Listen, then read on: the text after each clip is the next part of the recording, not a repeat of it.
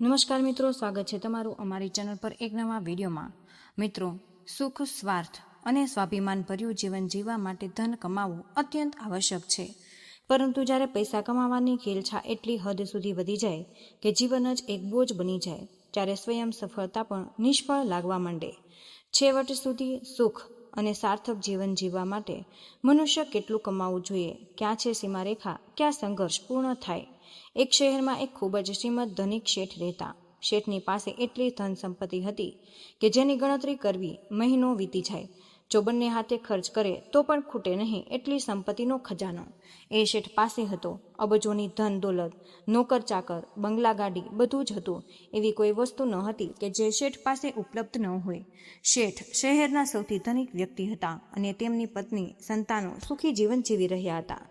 શેઠના જીવન ના તો કોઈ ચિંતા, ના તો કોઈ બાબતની કમી, તેથી દરેક ચિંતાઓમાંથી મુક્ત શેઠ તેમની પત્ની અને બાળકો સાથે સુખી અને વૈભવી જીવન જીવી રહ્યા હતા।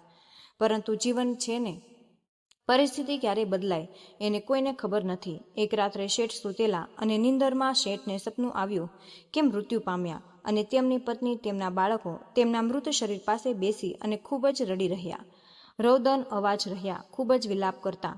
આવું સપનું શેઠે જોયું અને તરત શેઠની આંખ ખુલી ગઈ, પરંતુ સપનાના કારણે શેઠ તો તપ્ત થઈ ગયા। સપનું એવું જોયું હતું, શેઠ ખૂબ જ બેચેની અનુભવતા, ખૂબ જ દુઃખી થઈ ગયા। બીજો દિવસ, ત્રીજો દિવસ, ચોથો, શેઠ આખી રાત ઊંઘી શકતા જ નહોતા।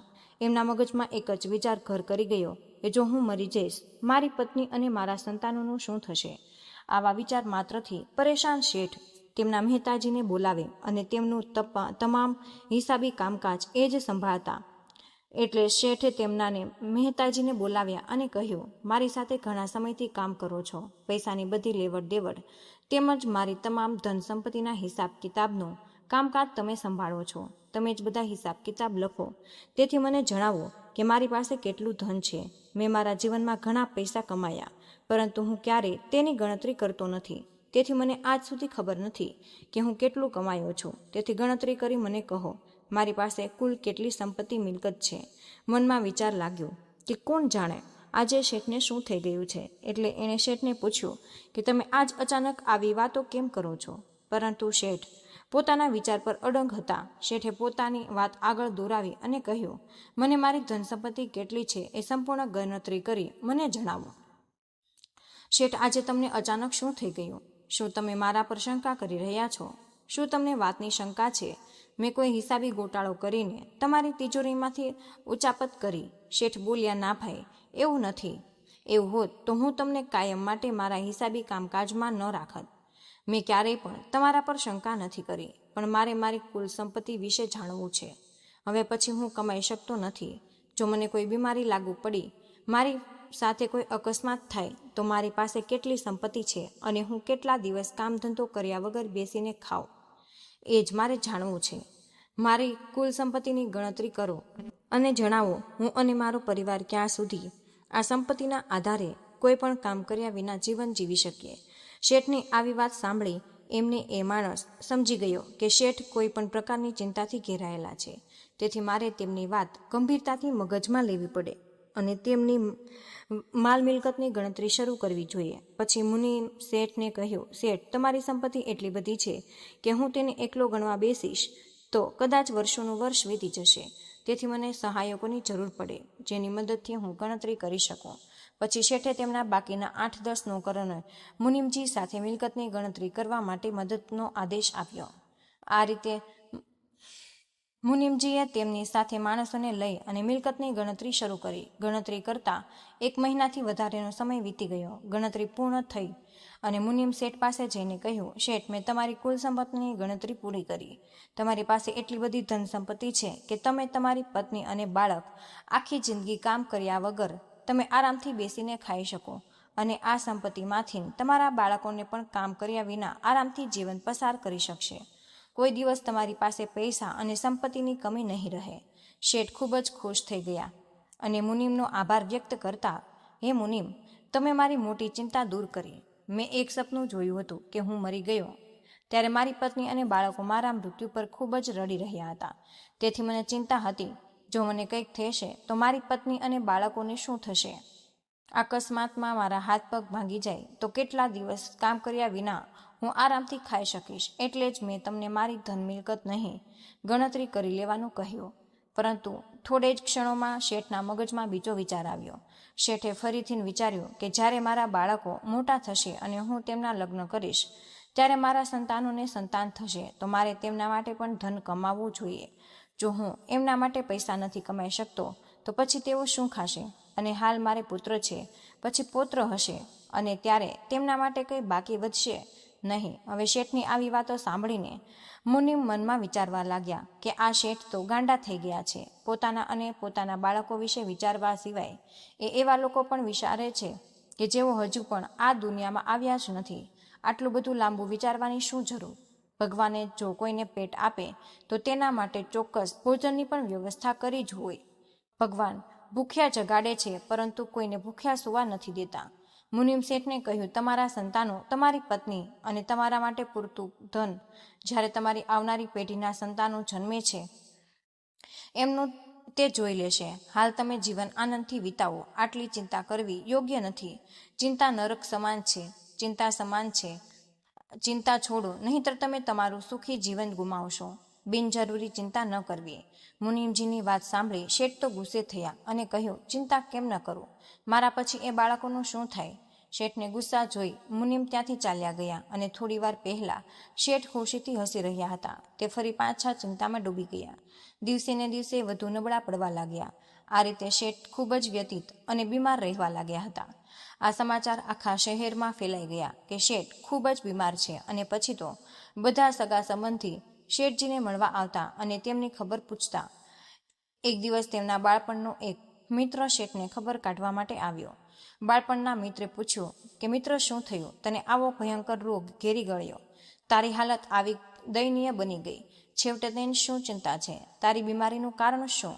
જો હું તારા માટે કંઈક કરી શકું તો હું ચોક્કસ કરીશ. મિત્રની વાત સાંભળી મિત્ર, હવે મને કોઈ બચાવી શકશે નહીં. મારા જીવનમાં અંતિમ દિવસો નજીક આવી ગયા, તેથી આ વિશે બિનજરૂરી ચિંતા ન કરવી. અને તારા ઘરે શેઠનો મિત્ર શેઠની પત્નીને મળવા ગયો અને પૂછવા લાગ્યો કે ભાભીજી, મારા મિત્રને શું થયું?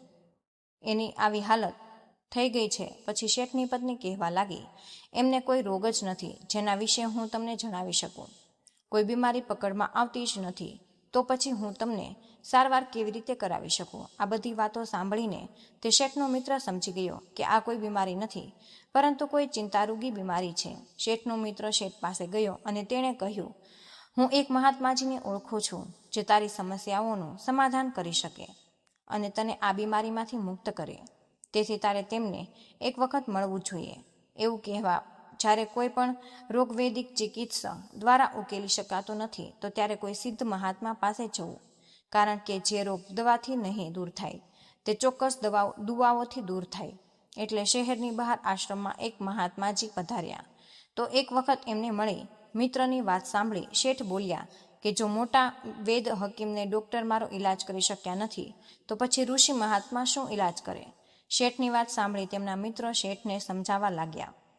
મિત્ર, મારો અનુભવ એવું કહે છે કે ત્યાં જવાથી તારી બધી સમસ્યા દૂર થઈ જશે અને તને જે પણ સમસ્યા હશે તેમાંથી તને મુક્તિ મળશે. તેઓ તારી પાસેથી પૈસા લેશે નહીં, માત્ર થોડો તારો સમય લેશે. જા, તારી તબિયત સારી ન પણ થાય એમાં શું, કોઈ ધન ખર્ચ તો થવાનું નથી. આ વાત સાંભળી શેઠ વિચારવા લાગ્યા કે એક વખત એ મહાત્માજી પાસે જવું જોઈએ. એમાં પૈસા ક્યાં ખર્ચાય છે? હવે તે શેઠ તેમના મિત્રને કહે છે કે ઠીક છે, તો હું ત્યાં જવા તૈયાર છું. કાલે સવારે હું એ મહાત્માજીને મળવા માટે જઈશ અને તું મને ત્યાંનું સરનામું આપ. પછી શેઠનો મિત્ર તેમને તે જગ્યાનું સરનામું આપે છે જ્યાં સિદ્ધ મહાત્માજી પધારેલા હતા. બીજા દિવસે સવારે શેઠના પત્ની સ્નાન કરાવે છે અને સ્વચ્છ વસ્ત્રો પહેરાવી પોતાની કારમાં બેસી અને મહાત્માજી પાસે જાય. મહાત્માજી એક કુટરીની અંદર બેસી રહ્યા હતા, ધ્યાન કરતા હતા. તેમને ચરણ સ્પર્શ કરી પ્રણામ કર્યા અને મહાત્માજી સમજી જાય છે કે શેઠ ખૂબ જ ચિંતિત દેખાય છે. તો ચહેરો જોઈ મહાત્માજી કહ્યું, શેઠ, તમે આટલા બધા ચિંતિત શું કામ? તમે આ શહેરના સૌથી ધનિક શેઠ છો. શેઠ મૌન રહ્યા અને આંખે ઋષિ મહાત્માજીને જોતા જ રહ્યા. આ રીતે ચૂપ રહેલા જોઈ મહાત્માજીએ ફરી પોતાની વાત દોહરાવી. અને પૂછ્યું, શેઠ, તમને એવું તો શું ચિંતા છે? મને કંઈ જણાવો, હું મારી બધી જ સમસ્યાનું સમાધાન કરું. ઋષિ મહાત્માજીની વાત સાંભળી શેઠ ધ્રુસકે રડવા લાગ્યા. શેઠને બાળકની જેમ રડતા જોઈ મહાત્માજી સમજી ગયા કે આના મનમાં કોઈક ઊંડું દુઃખ છે, જેના કારણે તેનું મન ખૂબ જ દુઃખ અને કષ્ટથી ભરાઈ ગયું. શેઠ સાધુ મહાત્માને કહેવા લાગ્યા કે હું તમને શું કહું, મારી ચિંતાનો કોઈ ઉકેલ નથી, કારણ કે મારી ચિંતા બહુ જટિલ છે. ત્યારે મહાત્માજીએ કહ્યું, એવી કઈ ચિંતા જેમાંથી કોઈ તમને મુક્ત ન કરી શકે? શેઠ કહેવા લાગ્યા કે એક દિવસ હું સૂતો હતો, મને રાત્રે એટલું ભયંકર સપનું આવ્યું કે હું મૃત્યુ પામ્યો. મારી પત્ની અને બાળકો મારા મૃતદેહ પર બેસીને રુદન કરી રહ્યા છે. આવું ભયાનક સપનું જોઈ અચાનક જાગી ગયો અને બીજી સવારે મેં મારા મુનિમને મારી કુલ સંપત્તિની ગણતરી કરવા કહ્યું. મારી પાસે કેટલી મિલકત છે? જો મને કંઈક થઈ જશે તો મારી પત્ની અને બાળકો ક્યાં સુધી જીવન જીવી શકે? અથવા જો હું અકસ્માતમાં ઘાયલ થઈશ તો કેટલા દિવસ સુધી હું મારી પત્ની અને બાળકો સાથે કામ કર્યા વિના બેઠો બેઠો ખાઈ શકીશ? 1 મહિના પછી મારા મુનિમે મિલકતની ગણતરી કરી અને કહ્યું કે મારી પાસે આટલી કુલ સંપત્તિ છે, જેનાથી હું મારો પરિવાર આખી જિંદગી આરામથી ખાઈ શકીશું.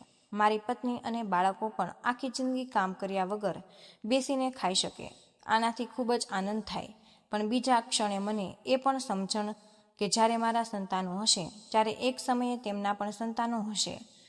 કંઈ બચશે કે નહીં? શેઠે આગળ કહ્યું, મારા બાળકોના બાળકો માટે મને ચિંતા છે. મારા પૌત્ર માટે મેં કંઈ કર્યું જ નથી. હવે કેવી રીતે કમાઈ શકું? કારણ કે હું તો હવે બીમાર થઈ ગયો અને આ જ કારણ, ન તો હું જાગી શકું, ના તો મને નીંદર આવે, અને આ મુસીબતમાંથી કોણ મુક્ત કરી શકે? શેઠની આવી અર્થવિહોણી ચિંતા અને દુઃખ વિશે જાણીને મહાત્માજી હસવા લાગ્યા. હસતા જોઈને શેઠ પૂછવા લાગ્યા કે મહાત્માજી, તમે હસી શું કામ રહ્યા છો? તમારા હાસ્યનું કારણ શું? મારી મજાક ઉડાવી રહ્યા છો? મહાત્માજી શેઠને કહ્યું, ના, હું તારી મજાક નથી ઉડાવતો. તમારી સમસ્યા બહુ જ નાની છે, તેથી જ હું હસ્યો. આટલી નાની સમસ્યા માટે તમે આટલા દુઃખી કેવી રીતે થઈ શકો? હવે તમે એક કામ કરો, અહીંથી થોડે દૂર એક આશ્રમ છે. એ આશ્રમની બહાર એક ઝૂંપડી છે. એ ઝૂંપડીમાં એક વૃદ્ધ મહિલા નાની દીકરી સાથે રહે છે. એ ખૂબ જ ગરીબ. તે આશ્રમમાં સાફ સફાઈ કરે, પોતાનું ગુજરાન ચલાવે. તમે કાલે સવારે તે વૃદ્ધ માને ભોજનની થાળી આપો. તે તમને આશીર્વાદ આપશે. એ આશીર્વાદ થકી તમારી પાસે એટલી સંપત્તિ હશે કે તેમાંથી તમારી 7 પેઢીના વંશજો ખુશ થશે, ક્યારેય સમાપ્ત નહીં થાય. હવે તમારી ચિંતાઓનો અંત આવ્યો અને ચિંતાને પાછળ છોડી દો. ખુશીથી ઘરે જાઓ અને તમારી પત્નીને કહેજો કે ચાંદી અથવા સોનાની થાળીમાં ભોજન પીરસી અને પગપાળા એ વૃદ્ધ માતા પાસે લઈ જાય, પરંતુ ચાલતા જજો, કારણ કે જો તમે ત્યાં કારમાં જશો તો માતાજી ભોજન સ્વીકારશે નહીં. મહાત્માજીની વાત સાંભળી ખૂબ જ ખુશ થઈ ગયા અને તેમનું હાસ્ય અને ખુશી જોઈ મહાત્માજીને પણ ખૂબ જ સંતોષ થયો. શેઠ જાણે નવું જીવન મળ્યું હોય તેમ તે મહાત્માના ચરણોમાં પડી ગયા અને બોલ્યા, મહાત્માજી, હું કાલે સવારે જ એ વૃદ્ધ માતા પાસે જઈશ. મહાત્માજીએ આશીર્વાદ આપ્યા અને શેઠ ત્યાંથી ચાલી નીકળ્યા. શેઠ તેમના ઘરે પહોંચ્યા અને તેમના ચહેરા પર એક અલગ જ પ્રકારની ચમક હતી. શેઠ તેમના ઘરે આવ્યા અને તેમની પત્ની અને બાળકો પણ તેમને જોઈ ખૂબ જ ખુશ થઈ ગયા. શેઠની પત્ની તેમને પૂછવા લાગી, તમે અહીંથી નીકળ્યા ત્યારે જ ખૂબ નબળા હતા, ચિંતિત અને બીમાર દેખાતા. છેવટે આવી તો કઈ દવા કે જેનાથી તમે એક જ દિવસમાં આટલા ખુશમિજાજ થઈ ગયા? પછી શેઠ બોલ્યા, હવે હું સ્વસ્થ થઈ ગયો છું. તે દિવસે શેઠ તેની પત્ની અને બાળકો સાથે ભોજન કરવા બેઠા અને બીજે દિવસે સવારે ઉઠી શેઠની પત્ની સ્વાદિષ્ટ વાનગી તૈયાર કરવા કહ્યું. શેઠે એ વાનગી લઈ અને શેઠે સોનાની થાળી ભરી. ત્યારે શેઠની પત્નીને પૂછ્યું, આ બધું તમે શું કરો છો? કોઈ મહેમાન આવી રહ્યું છે? તો શેઠે જવાબ આપ્યો, કોઈ મહેમાન નથી આવી રહ્યું. વધુ પડતા પ્રશ્ન ન કરો, હું જે કરું તે બરાબર જ કરી રહ્યો છું. શેઠ સોનાની થાળીમાં ભોજન લઈ અને બહાર નીકળ્યા અને તે ચાલતા ત્યાં આશ્રમ પર પહોંચ્યા. ત્યારે તેમણે જોયું કે બહારથી 13 વર્ષની એક નાની એવી બાળા આશ્રમની બહાર ઝાડુ લગાવી રહી હતી. શેઠે છોકરીને પૂછ્યું, દીકરી, અહીં વૃદ્ધ માતા રહે છે, હું તેને મળવા આવ્યો છું. તે માતાને ઓળખે છે. ત્યારે તે છોકરી શેઠને જવાબ આપે છે કે તે મારી માં છે અને શું તમે તેને મળવા આવ્યા છો? હા. શેઠની વાત સાંભળી દીકરી કહે છે કે અત્યારે મારી માં ભગવાનની પૂજામાં મગ્ન છે અને અત્યારે હું બોલાવી શકતી નથી. ત્યારે તેને મળવું હોય તો તમે પ્રતીક્ષા કરવી પડે.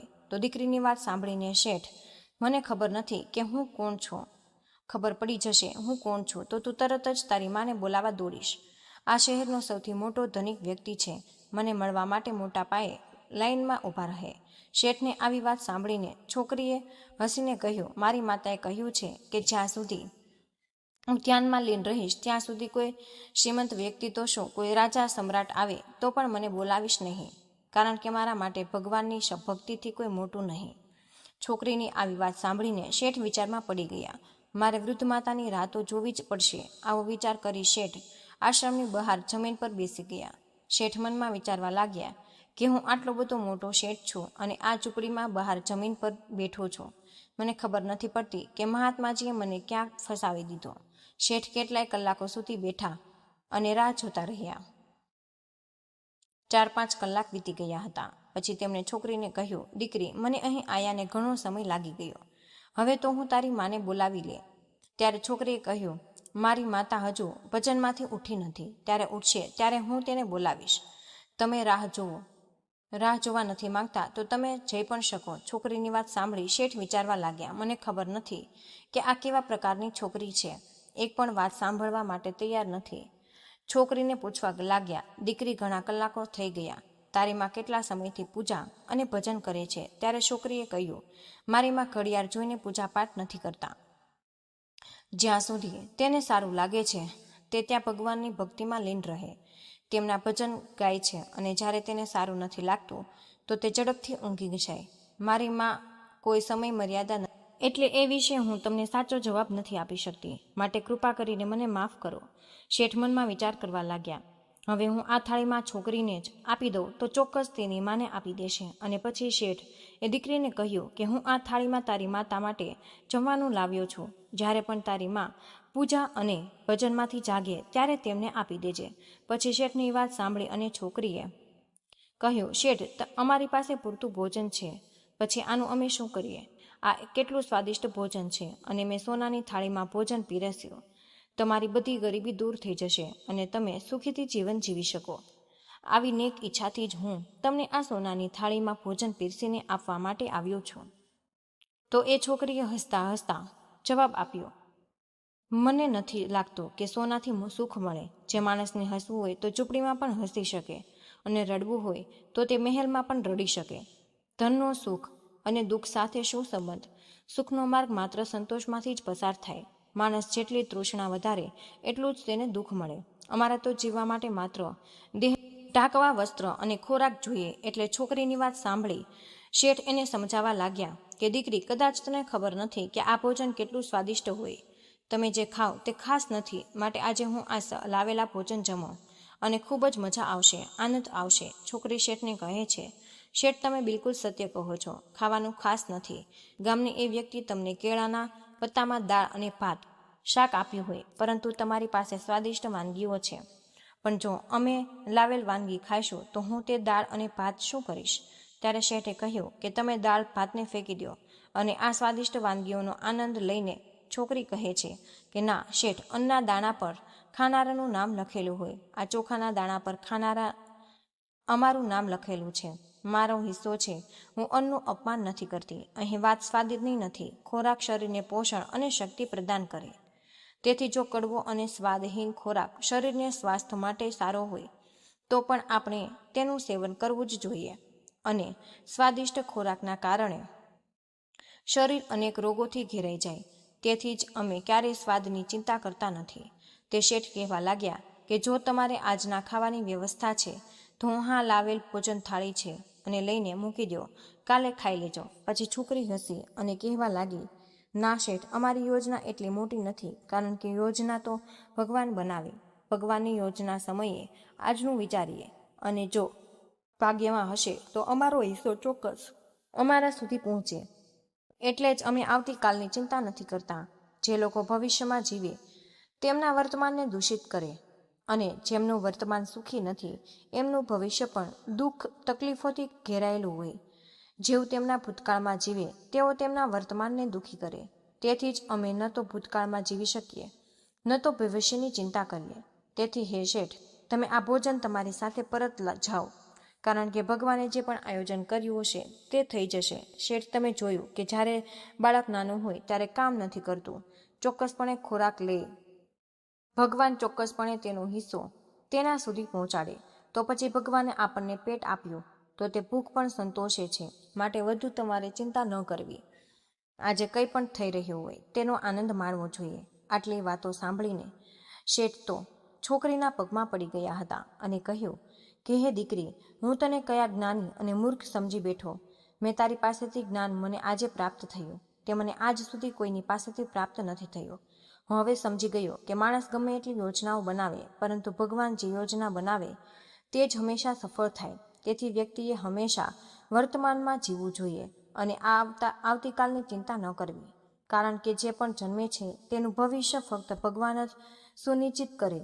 જો તેના ભાગ્યમાં સુખ હશે તો તેને સુખ મળશે, દુઃખ હશે તો તેને દુઃખ મળશે. માણસ ગમે તેટલા ઉપાયો કરે, એ જ થવાનું હોય. તેથી જ દીકરી, તું મારા માટે મારા ગુરુ સમાન છે. શેઠ તેના ચરણ સ્પર્શ કરી ત્યાંથી પોતાના ઘરે જાય અને તેમની પત્ની અને બાળકો સાથે સુખી જીવન જીવવા લાગ્યા. માટે મિત્રો, આ વાર્તા પ્રસંગમાંથી આપણને શીખ મળે છે કે જ્યારે ભગવાન કોઈને પૃથ્વી પર મોકલે ત્યારે તેના ભાગ્યને પણ સાથે મોકલે. કારણ કે ભગવાને પેટ આપ્યું છે તો ભોજનની વ્યવસ્થા પણ દરેક મનુષ્ય માટે ભગવાન જ પહેલેથી કરી રાખે. એટલે હું આશા કરીશ કે આ વિડીયોમાં રજૂ કરેલી વાર્તા પ્રસંગ આપ સૌને પસંદ આવ્યો હશે. તો મિત્રો, આ વાર્તા કહાનીને આપણને એક અમૂલ્ય સત્ય શીખવ્યું કે પૈસા જીવન જીવવાનું સાધન છે, જીવનનો હેતુ નથી. જ્યારે આપણે ધનની દોડમાં એટલા બધા ખોવાઈ જઈએ કે પરિવારનું હાસ્ય, સ્વજનો, પ્રેમ અને જીવનની નાની નાની ખુશી ભૂલી જઈએ, ત્યારે સમજી લેવું કે આપણે ખૂબ જ ઘણું બધું ગુમાવી દીધું છે. સાચી કમાણી એ જ છે કે જે તમને રાત્રે ચેનથી ઊંઘવા દે, સવારે સ્મિત સાથે જગાડે અને જીવનને અર્થપૂર્ણ બનાવે. તો મિત્રો, આજનો આ વિડીયો અમે અહીં જ પૂર્ણ કરીએ છીએ. આજની આ માહિતી પસંદ આવી હોય તો વિડીયોને લાઇક કરો અને તમારા મિત્રો સાથે શેર કરો. ચેનલ પર પહેલીવાર આવ્યા હોય તો ચેનલને સબસ્ક્રાઇબ કરવાનું બિલકુલ ભૂલશો નહીં. કમેન્ટમાં જય મા લક્ષ્મી જરૂરથી લખી દેજો. જય શ્રી કૃષ્ણ. રાધે રાધે. ધન્યવાદ.